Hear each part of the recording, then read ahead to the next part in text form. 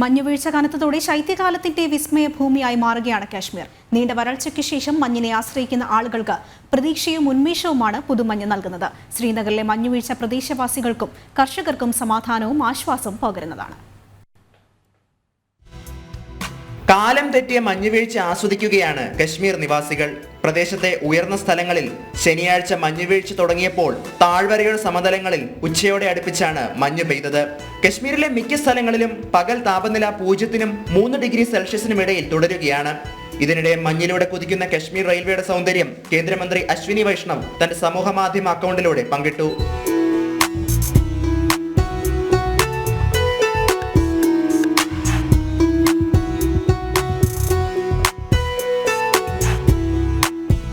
നാൽപ്പത് ദിവസത്തെ കഠിന ശൈത്യകാലം ഈ ആഴ്ച ആദ്യം അവസാനിച്ചെങ്കിലും കശ്മീരിൽ തണുപ്പ് തുടരുകയാണ്.